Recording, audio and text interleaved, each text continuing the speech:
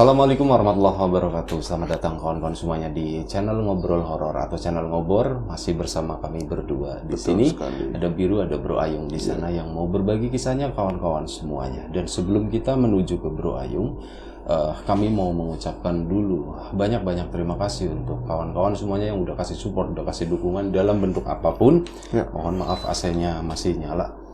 Dan ya terutama untuk kawan-kawan yang udah ngasih support dalam bentuk super thanks ke Ngobrol Horor. Terima kasih banyak. Nah, gak usah pakai lama-lama, langsung aja ke Bro Ayung. Monggo Bro Ayung, barangkali udah gak sabaran mau cerita. Monggo.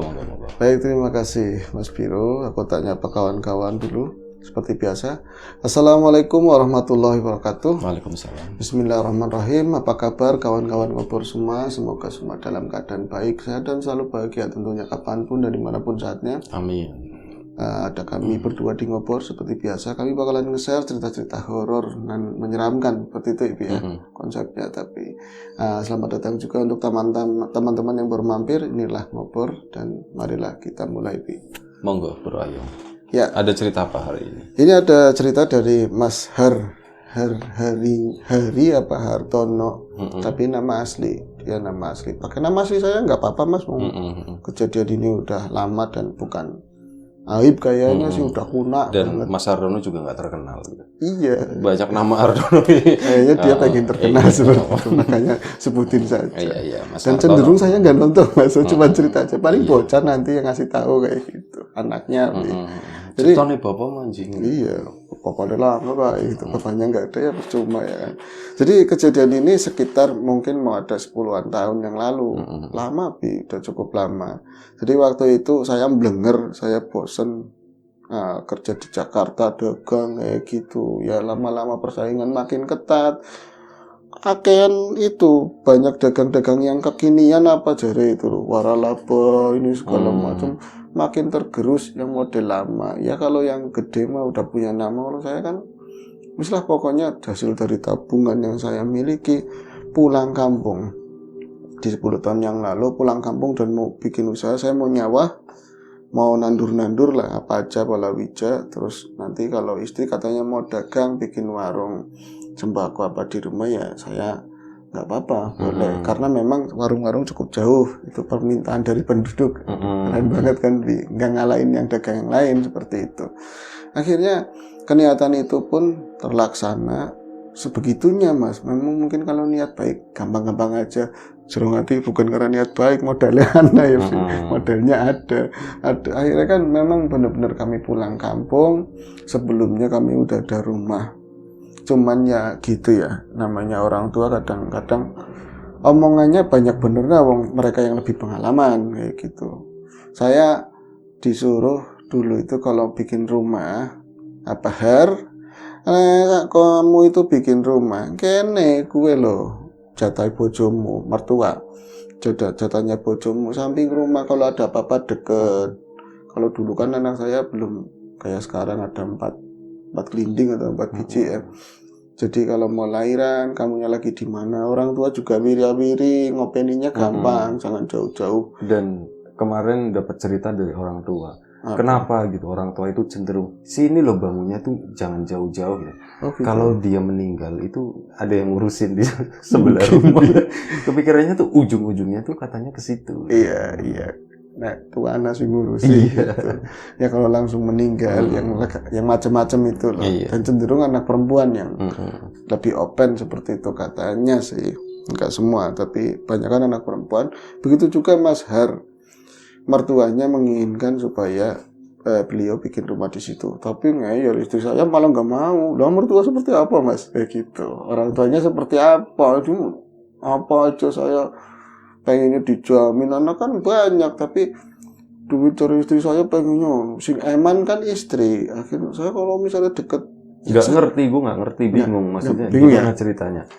Hartono orang tuanya nyuruh bikin rumah di sampingnya. Ya, mertua maksudnya. Oh, mertuanya. Ya, betul. Nah, masalahnya gimana? Masalahnya kalau Hartono mah nggak ada masalah. Orang dia mantu. Kalau ngasih buat mertua, kalau ada ya kenapa enggak? Tapi buat pihak istri. Anaknya sendiri ya. Iya, anak kan banyak tapi mintanya ke saya terus kayak gitu loh. Selama belum bikin rumah aja apa-apa gitu. Padahal nggak mau minta dikirimin ke anak yang lain. Tapi tin nggak tuku kiatin apa-apa modal segala macam itu selalu seperti itu. Kalau rumahnya nempel, alah repot lagi. Sampai kapan seperti itu? Apalagi makin tua, makin rewel, emak terutama.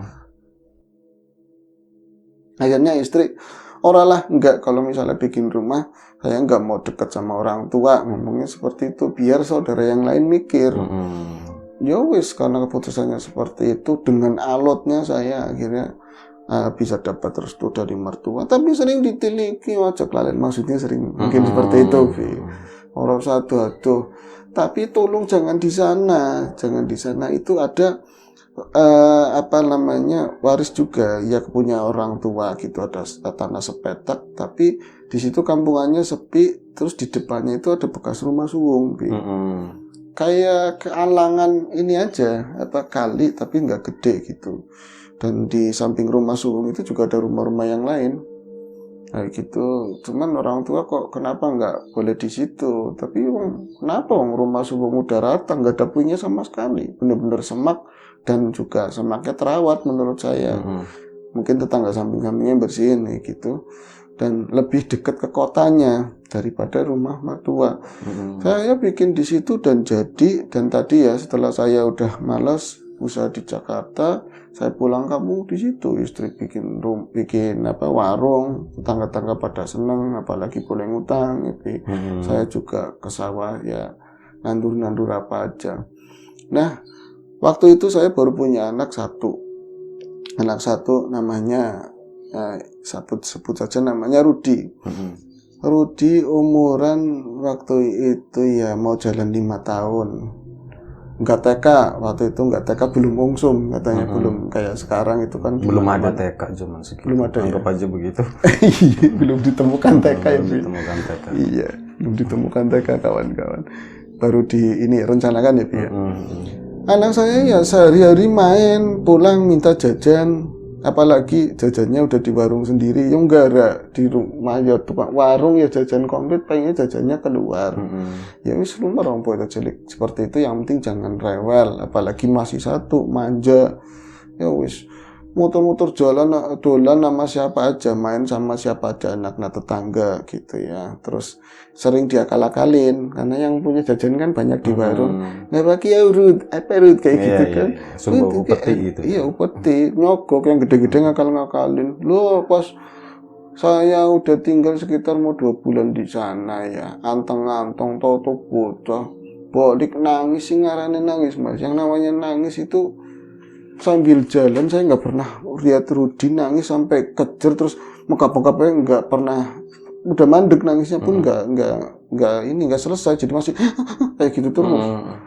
Nangis itu saya pas di rumah, orang pulang dari kebun, dari sawah kan, istri di warung, bocah itu dari sana dari setapak direndeng-rendeng sama bocah-bocah yang lebih gede, itu digandeng begini, ada yang nyangking begini kayak kucing gitu. Nangis kenceng banget, dan anak saya nggak pernah kayak gitu. Nah ini berarti kan di depan kita kan kali, nah di seberangnya itu bekas rumah suwung ya, ada jembatan di sana sama di sana. Ternyata mereka muter. Saya yang lihat kayak dari jembatan arahnya kan mana lurus gitu ya, dari depan saya duduk begitu kan, pas lagi ngopi ngerokok, ucap kayak anaknya kontin. Aduh, nangisnya nggak seperti itu. Pas makin deket, iya tuh nih Rudi nangis seperti itu. Nangis kayak gitu, tapi nangisnya sambil matanya kayak takutan, Bi. Matanya sambil malik-malik kayak gitu kan. Pas udah nyampe ke rumah, Om, anaknya nangis. Dapat kenal, saya kan emosi ya. Diapain? Bawa jajan, bukannya dijagain paling kecil. Orang sung, nggak diapa-apain, orang nangis sendiri. Kamu habis dari main dari mana? Oh no, ngarep itu tuh habis main dari depan. Di rumah suwung. Jadi ada bangunan kecil lah, dikit tapi bagian belakang. Mungkin bekas sumur atau apa di daerah situ. Terus Lah kamu lihat apa? Pak, takut. Masih Indonesia bahasanya. Si Rudinya. Iya, belum. Ini kan 2 bulan kan, biasa dikulon. Pak, takut. Aku ngeliat itu. Itu masih ngeliatin, masih ngeliatin katanya, Bi. Ngeliatin apa? Kan nunjuknya ke arah depan, Mas. Saya ke depan, nggak ada apa-apa. Awas, gini semingkir digituin. Awas, jangan ngelingin teman-teman yang lain. Ya, saya pemandangannya cuma seberang kali, bersih, pelataran, cuman sebelah sana ada semak sedikit nutupin bekas bongkahan rumah lama itu mungkin ya. Itu ngeliatin apa, Ruth? Ngeliatin apa? Nenek ngeliatin saya terus itu. Jangan kesini. Sana digituin. Pak, bocah kenapa? Nggak tahu. Ya sama mama. Nggak mau, tapi nggak mau masuk, nanti dikejar. Kan angel. Masuk nanti dikejar, di luar nanti diliatin. Akhirnya saya tetangga, ya Allah, kenapa bocah kenapa itu ngeliatin ke sini. Alah, lubar itu alah gawat maling ning kono ke bulan mulut ini bulan mulut. Apa hubungannya Rudi ini Mas? Karena kan nggak ngerti ya. Kok mulut, kok depan katanya gawat.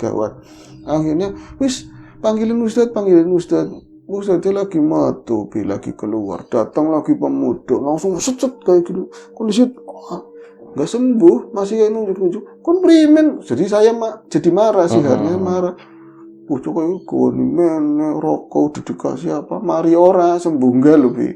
Tapi masih nunjuk. Ayo Om, kudune gurune aku, Bi. Kan angel ya. Lama-lama amblang nggak ke situ lagi. Berarti kan udah nggak ada kabar berita, anak masih nangis kayak gitu. Lama-lama ternyata masih ada saudaranya mertua. Ada yang mertua kan rumahnya dekat-dekat situ. Nah, apa bocah tadi nangis kayak gitu? Nang arep biasa, tangganya seperti itu, tetangganya di depan, gini mulut ya. Langsung menek bawa sini. Langsung diusek-usek. Ya namanya perempuan, orang dulu apakah yang dirogoh begitu, Bi? Kayak disuwuk Bi. Wis, masih ada ilmu begitu, Mas. Ya zaman 10 tahun yang lalu mungkin ya masih ini juga ya. Itu bocah perlahan diem langsung jajan Pak es. Iya sih mau jaluk es, yang lain kayak mendukung. Emang ada tukang es di depan, tukang es kan ikut nonton. Langsung gawe kena 5 saya bikinin bocah-bocah. Kayak nggak ada apa-apa udah. Yakin ilmunya hebat banget itu, banyak istri. Cuman kayak serel apa ke bawah, saya nggak lihat, pokoknya disuwuki katanya. Terus tak tanyain pas lagi udah warasnya, kamu ngeliat apa? Nggak ngeliat apa-apa katanya kayak gitu. Nggak ngeliat apa-apa. Tadi katanya seberang. Nggak apa-apa main nyari jangkrik, nyari yang digombal-gombal apa bukur yang dipancing pakai lamat kayak gitu kan. Gini tanyain yang lain, apa ada saksi yang lain kayak gitu kan, bocah-bocah sambil minum es, udah warik seneng kan, bahagia cerita. Wan, kamu lihat? Oh udah, iya. Nunjukkan temannya yang lain. Imam tadi ngeliat tuh. Mam, kamu ngeliat apa? Akhirnya itu Om, metu maning. Itunya keluar lagi. Itu siapa? Nenek Jileng katanya. Nenek Jileng itu juling, Bi. Kenceng, banyak istilahnya ya. Iya. Matanya nggak sinkron. Nggak sinkron. Tapi yang apa ya? Yang satunya putih, nggak bisa ngeliat apa sih namanya? Kalau Jilengnya lebih ke satunya kemana kan? Kalau itu yang satunya nggak ngeliat putih gitu. Iya. Kayak gitu. Kayak apa pecah gitu ya, meledos katarak gitu. Kayak katarak meledos putih gitu. Ngomongin nenek Jileng gitu. Sih sing Jileng Om ngarep itu yang di depan yang Jileng nenek-neneknya.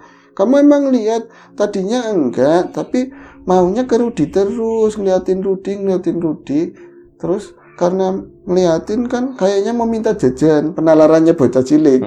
Mau minta jajannya Rudi yang ciki-ciki itu loh. Ya aja orang anak kecil ya, kita nenek itu mau minta ini. Tapi bocah itu cuman dengar cerita-cerita dari orang tua. Nggak ngerti orang itu udah sosok setan apa bukan, nggak ngerti. Tak samplong, katanya samplong pakai wingka, pecahan genteng. Saya samplong begitu.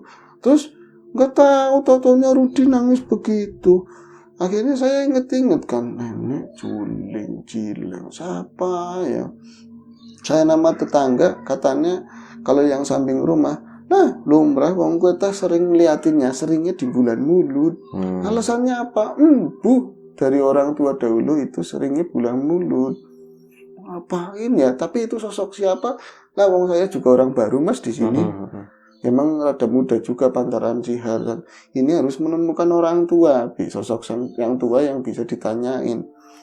Itu sore, hari berjalan kayaknya cepet banget, saya juga capek. Sore pas maghrib di depan rumah sepi, wong jalanan kampung kayak gitu ya. Habis maghrib saya mariban sama istri nggak mau, bocah rewel si Rudi. Tapi kayaknya rewel biasa sih, nggak kayak rewel siang. Saya ada yang ngetok-ngetok pintu. Maghrib. Ya habis maghrib persis lah. Saya salam sholat itu ada yang ngetok-ngetok. Maning-maning diketok lagi. Tapi kok aku kan orang baru, kalau nggak RT ya siapa mengundang selamatan, kayaknya nggak ada orang hajat gitu kan. Akhirnya dia coba nengokin keluar dari hordeng. Nggak ada orang sama sekali. Saya lihat keluar nggak ada orang sama sekali. Waktu itu nggak ada CCTV ya rumahnya? Ya? Nggak ada, belum ditemukan belum ditemukan ya. TK aja belum ada, apalagi belum CCTV. baru huruf S-nya doang. Apa C-nya ya? Nengok di hordeng begini, nggak ada siapa-siapa. Tadi ada yang ngetok, saya jelas banget.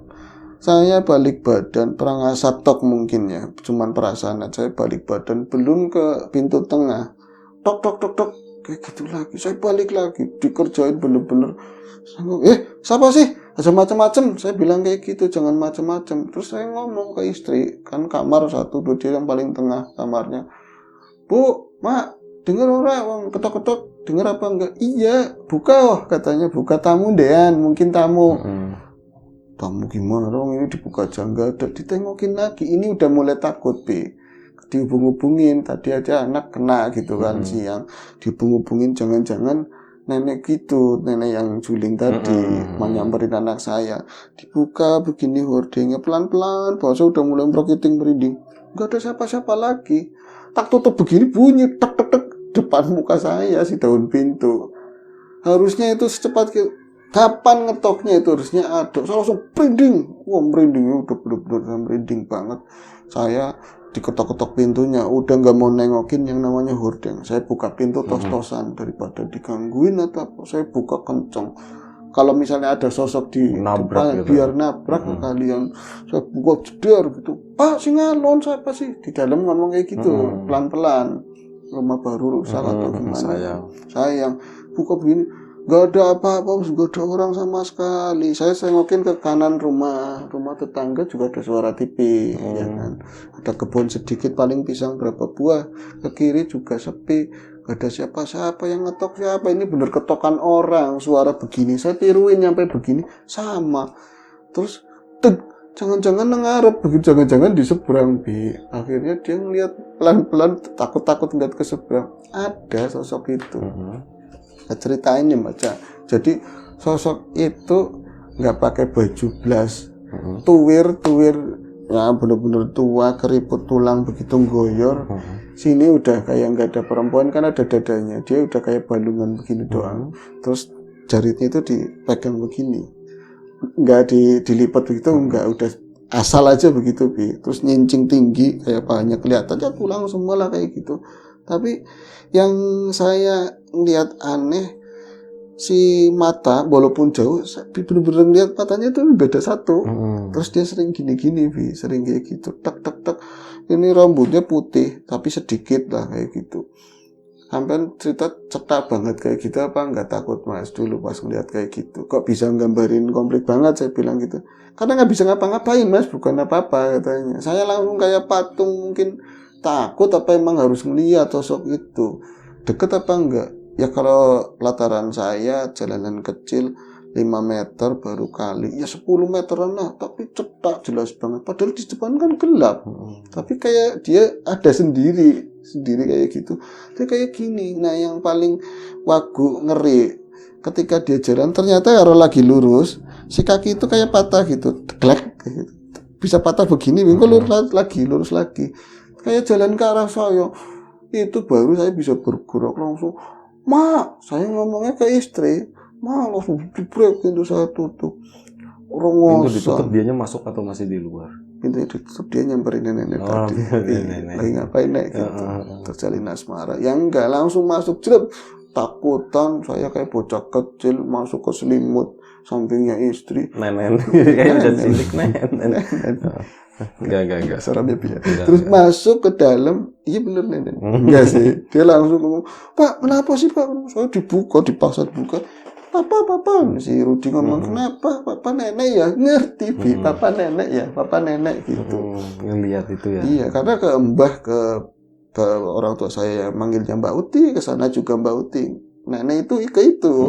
Jadi kok ngomongin nenek, saya makin takut, saya dipaksa dibuka dari selimut, keringetnya malah gede-gede. Keringetnya kayak bocah duduk-duduk setan, kata istri begitu. Kayak bocah bayi kas nenen. Kayak bocah bayi kas kan nenen paksa kan? gitu kan. Enggak sih, langsung sini nenen Pak, enggak begitu. Kamu lihat apa Pak? Lihat apa? Bu, mau terus terang, saya nanti istri takut ya. Akhirnya saya enggak apa-apa, gawe kenapa minum, saya minta minum. Teh apa kopi? Putih saya sekarang. Saya enggak tahu, mungkin air putih nanti bisa nenangin saya. Saya minta air putih, plok saya minum. Sehingga makin banyak. Bu keluar ibu yuk. Minta ngajakin keluar, Bi, si Hartononya. Ada nenek-nenek itu apa enggak? Kenapa? Tapi waktu itu belum cerita ke istrinya. Enggak cerita, enggak berani. Tamu bu nengokin tamu. Lihat dari tadi jepret-jepret pintu bukannya sampean nemuin tamu. Enggak, orang enggak jadi. Aneh, saya mau jawab susah lah pokoknya. Yang penting istri ke depan, ayo ke depan. Saya ngajakin ke depan. Dibuka pintunya pelan-pelan. Enggak ada sama sekali. Tapi kami berdua itu melihat dari samping-samping itu ada pohon jati emas. Tapi enggak gede-gede gitu, Bi. Sosok itu kayak siluet itu di sampingnya itu rumah-rumah tadi ya, lapang tadi bekas rumah itu. Berarti dekatnya rumah yang lain. Itu jalannya itu deglek itu. Saya ngeliat yang kayak tadi Mas, lagi pas kayak nyamperin saya. Tapi istri itu enggak kalau itu makhluk begitu kan. Istri cuma ngomong, Pak, si siapa ya Pak, itu si siapa ya? Apa saya nggak kenal? Melakukannya kok kayak gitu, jalannya kayak gitu. Makin kesana makin jauh, makin kecil. Tapi cepet teman ya Pak. Makin setan Pak, masa setan? Oh, mungkin ini siapa, saya ngarang aja, asal jeplak aja. Yuk mancing yuk. Ayo masuk. Akhirnya besoknya saya nyari orang lah di sawah buat cerita. Apa hubungannya mulut? Apa hubungannya nenek itu siapa? Gitu. Akhirnya diceritain Bi sama warga setempat lah. Tapi rada tuaan dan asli orang sini. Ini juga menurut bapak saya Mas, katanya. Dulu di zaman-zaman mungkin belum merdeka, ada sosok nenek-nenek. Memang kayak gitu modelnya. Nah, dia itu juling, matanya juling, sininya pernah ketabrak pedati apa-apa, Bi. Tiba bukan ketabrak tapi jatuh dari pedati, ininya patah. Terus nggak dibawa ke dokter. Iya, zaman segitu mana ada dokter. Belum ditemukan dokter. Iya, itu seperti itu. Dia itu memang matanya juling. Orangnya itu aslinya cantik banget. Dieling-eling kan sama si tadi ya, si Har ya. Cantik primin orang seperti itu. Tapi tapi kalau diteges-tegesin begini, memang bersih sebenarnya mungkin. Masa cantik sih, Pak? Orang itu paling cantiknya kampung Kie. Bahkan berapa kampung itu paling cantiknya orang sini. Lah, tapi galaknya luar biasa. Itu sampai meninggal, sampai udah dibaca Yasin, bangun lagi, udah meninggal bangun lagi. Galak luar biasa sama orang-orang, apalagi sama anak-anak. Rumah itu tinggal sendirian, anaknya sampai nggak ngaku, Bi. Mungkin saking nyebelinnya atau apa, sama menantu jahat lah seperti itu. Dia itu kalau ada anak-anak main, entah mainan apa dari pelepas, jedor-jedor, semplak, buang. Nggak seneng, anak seneng, buang seneng, itu nggak seneng. Dia itu seperti itu riwayatnya. Nah, matane juling itu dulu gara-gara ya Jawane, ceritanya itu saking kecantikannya dia, cantik banget. Terus sana sini ngelamar, orang itu mau dari desa mana itu dia ditolak terus. Dan ngomongnya selalu kasar. Ngomongnya selalu kasar. Kalau orang tua mah selalu minta maaf sama yang lamar. Bocah tolong lah, bocah kayak gitu. Ayo jemput sampai bosok kayak gitu, ada yang seperti itu, Bi. Nah, satu saat ada orang yang sakit hati, engkau ndak matanya pilong sekalian, biar matanya pilong ya juling lah. Engkau ditapok kan belis, nanti ditapok sama belis. Itu bapak saya kan gini Mas Ge, rumahnya sampingnya sampean itu dulu ada rumah, ada bekas puing kan. Sekarang ada rumah ya anaknya itu Dulu bapak saya rumahnya di samping situ lah, terus dijual ke rumah yang sekarang samping jenengan. Jadi ngelihat sendiri ada tamu malam-malam itu wayanya jam 9-an, tapi wong dulu kan gelap banget ya gitu. Kira-kira jam segitu. Itu ada tamu berapa orang. Saya pikir itu orang yang tadi siang dari anggon-anggonnya pakaiannya tadi siang yang mau ngelamar. Ih, Doning pada balik maning. Itu bapak saya ngomong sama bapaknya lagi yang orang, Pak, mesti ngelamar balik maning, Pak. Ini Serinding lah, misalnya namanya Serinding. Ngelamar si Serinding, ya Serinding gitu kan. Terus akhirnya, loh, kayak masa balik lagi sih? Bapak saya nggak ikut nengok, mbahnya nggak ikut nengok, tapi bapak saya kan masih muda ngeliatin begitu. Ih, kok iya ke situ? Tapi nggak bawa macam-macam. Kalau siang itu bawa tantangan macam-macam, Bi. Pas malam itu keluarlah orang tuanya tadi nyisindring. Nah, terus begitu saja masuk lagi kayak orang buka pintu tapi nggak ngeliat apa-apa kayak itu lebih. Jadi buka pintu padahal ada orang di depannya, tapi tengok ngalor itu masuk lagi. Keduanya lagi ada yang buka pintu, itu ibunya, berarti istrinya tadi ya, ibunya nyisindring. Siapa ya Pak? Bapak saya dengar ngomong kayak gitu, orang namanya dulu kan belandang suaranya kayak gitu. Terus masuk lagi, lah terakhir itu Serindingnya, Yayu Serinding itu buka pintu. Itu pas buka pintu dia itu baru kayaknya ngeliat, soalnya langsung lihat natep yang datang itu. Malah berdirinya bukan di pintu, jadi pintu kayak bagian tengah depan-depan begini. Bapak saya ngeliat si Serinding itu ditapuk pak kayak gitu. Itu yang nabok orang yang di tengah yang tadi itu, tapi apa yang calon suami yang mau ngelamar itu atau bapaknya nggak tahu. Pak jerit yang jerit ngelumbruk, dan saya waktu itu langsung teriak sama bapak gitu. Bapak saya teriak sama mbah gitu kan. Tapi orang-orang yang dulu bapaknya dia kan orang kereng, orang kuat, nggak berani marahin. Pagi-paginya tak taunya ininya matanya kayak gitu udah. Jadi tadinya hitam legam. Tapi ya secara penjelasan ngelari ke sana ya yang lamar, ternyata emang nggak ke situ. Jadi itu kayak ya bisa dibilang mungkin makhluk halus atau kiriman atau apa, nggak pernah terjawab. Kejadiannya di bulan Mulut tapi belum ini ya, udah mau akhir ya gitu. Kejadiannya di bulan Mulut. Nah terus setelah itu dia perangainya malah tambah parah, tambah galak. Nah itu mau pergi dari rumah, naik pedati, disepatani sama bapaknya sendiri. Kon ora bakal bisa lu ngasihnya, kamu nggak bakal bisa lari dari rumah ini, udah bikin malu. Tiba sekalian tugel si gila ya. Itu kakinya patah. Kakinya patah, dan setelah itu kejadiannya orang pantas diceritani Mas. Jadi nggak tahu itu bener apa enggak, katanya orang tuanya itu pada meninggal itu diracun sama dia sendiri. Allah alam yang jelas gue wong gue orang peta kabeh, nggak ada baik-baiknya gitu. Nah terus aku primen, kata Rudi, kata si Harkan, anak saya dilihatin itu, gak apa-apa Kak, kalau udah bulan ini udah lewat biasanya ntar hilang sendiri gitu. Yang penting jangan digangguin lah, pokoknya banyak doa aja katanya gitu. Wis bulan itu top. Dan tahun yang berikutnya orang lain yang lihat ya gitu. Oh iya. Oke, baik. Udah Bro Ayu ceritanya. Oke, terima kasih. Satu cerita tentang sosok yang udah lama, namanya sosok ya Serinding, anggap aja seperti itu ya, seorang nenek juling ya tadi ya. Mohon maaf, cerita yang sangat menarik. Mohon maaf kalau misalnya sesuatu yang nggak berkenan di mata di hati kawan-kawan. Terima kasih untuk kawan-kawan semuanya. Doa terbaik dari kami untuk kawan-kawan semuanya. Sampai jumpa di episode selanjutnya. Ngobrol horor, jaga kesehatan kawan-kawan semuanya tentunya. Assalamualaikum warahmatullahi wabarakatuh.